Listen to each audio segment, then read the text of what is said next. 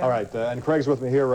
Kentucky State Police are now tracking a funnel cloud, a tornado aloft, not touching down, but it's in the Lebanon Junction area, right? Right, that's what the Kentucky State Police are reporting at this time. Has not touched the ground, it's continual aloft, but they're watching it and tracking it as it's moving through the area near Lebanon Junction. And that's moving toward Bernheim Forest, and eventually, within 15 minutes, could be in the Bardstown area. Bardstown, be on standby for possible tornadoes in your area. We're trying to track this other possible storm. Possible tornado touchdown in Jefferson County. It's through the Linden area, and that would be, looks like they'll be passing just north of Anchorage. Jackie, you have something way here. Very important, we've had many callers now reporting tornado on the ground in the Brooks area, extreme northern Bullitt County. Is it going across the county line into Jefferson County, Charles, they're saying? The report we have was moving northward along I-65 toward Jefferson County. Okay, so it'll be moving toward the Fern Creek area, moving toward Okolona possibly. And again, and you look at the radar there, it's actually moving east of 65. So again, these reports are maybe 2-3 minutes old. So if you live east of 65 between the Watterson and the Snyder, there's a possible tornado on the ground. A tornado on the ground in your area. I can't pinpoint it any more than maybe the Fern Creek area. All right, Craig, you got what from Fort Knox? That would be a little old, though, because, again, these storms are past 65. But what did you have there? This is the one that came in from the Fort Knox Post, a tornado on the ground near Fort Knox moving toward Shepherdsville, and once again in northern Bullitt County. So this is possibly the same system we're talking about that's moving out of the Brooks area as well. So a tornado warning was issued for that area and its effect for the next 15 or 20 minutes or so. But once again, it appears that most of that has pushed to the east. Also, we're getting further information in from Warren County and Bowling Green. 3 confirmed tornadoes in the Bowling Green area and the communities of Gott and Smith Grove. Smith Grove just on the north side of Bowling Green there in Warren County. Barn has been blown over, trailer overturned, numerous trees down, house destroyed in Hilltop Acres, and a house has burned. That probably due to either a lightning strike or perhaps from a short that may have occurred with the winds as they perhaps took the power lines down. Okay, Alan, Jack, do you have anything? If not, I want to go to the Metro radar here.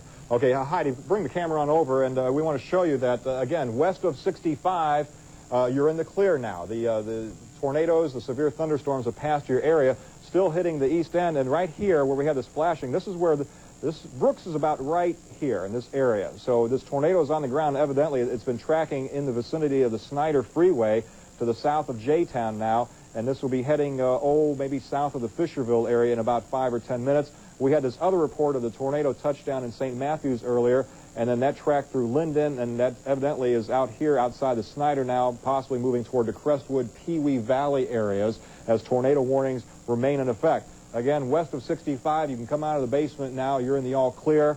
East of 65, we've got a couple of reports of tornadoes on the ground, possibly doing some damage.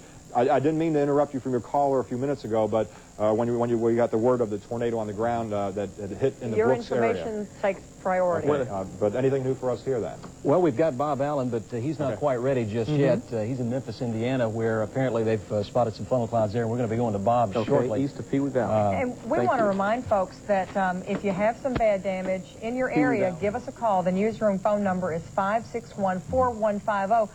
But again, just to chat, our lines are so busy we can't take it. But if you've got some serious damage, give us a call at the newsroom. John, Craig, you guys have some new information. Yeah, we do. We've got a couple of things. First of all, we talked to Pewee Valley, a volunteer fire department there, and they indicate that they've seen a funnel cloud there that's just east of the city. So this is in Pewee Valley. That would be the one that we were just looking at a moment ago. Also, the National Weather Service just issued tornado warning. This is coming in for Henry County, northern Nelson County, Shelby County, and Spencer County, in effect until 8:15. Once again, possible tornadoes moving 30 miles northeast of Louisville to 25 miles south of Louisville. This is for this entire line that we've been watching, pushing through the downtown area as it's exiting Jefferson County and moving into Oldham County, Spencer County, Nelson County, and to the east. And, of course, here in Jefferson County, again, still affecting the eastern and southeastern portions of the county, and still a possibility of tornadoes on the ground. Of course, we want people, if they've had any damage, like you said, to please give us a call, 561-4150. There goes your warning. We'll go check on that. Quick question for one of you. One can go get the warning.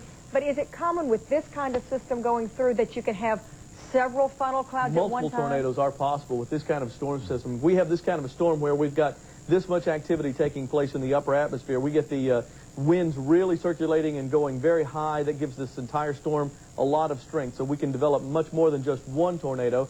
So the fact that we've had multiple reports of funnel clouds is not really surprising with a storm system like this, and it looks like it could continue even as the storm moves east of us. Craig, I'm wondering something else. We've mentioned funnel clouds being sighted in Berea, along I-75 over there. How can that be with considering the mountain range? You always hear that the mountains and the hills break up the wind. It is a little more unusual for them to get those kind of storms, but it does happen over in the eastern parts of the state. As a matter of fact, we've had tornadoes reported all across the state of Kentucky at various times during the year. And it can happen even in those elevations where the winds start to lift somewhat over to the east, although it is less likely over there and more likely in the western parts of the state.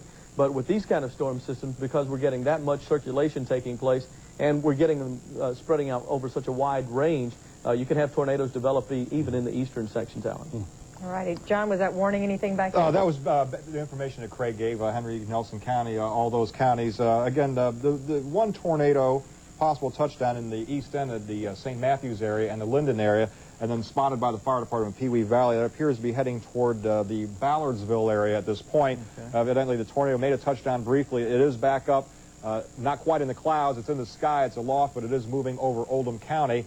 And Oldham County, as we've been telling all these other counties to your west, you do need to take cover at this point, as do the people in Henry County, and right on down that whole line there. Shelby County, also down in the Bardstown area. This would include Taylorsville, Newcastle, Bardstown, and Shelbyville. So all of you in those areas, now would be the time for you to take cover as well. Okay, John and Craig, we have another person on the phone, Des Phillips.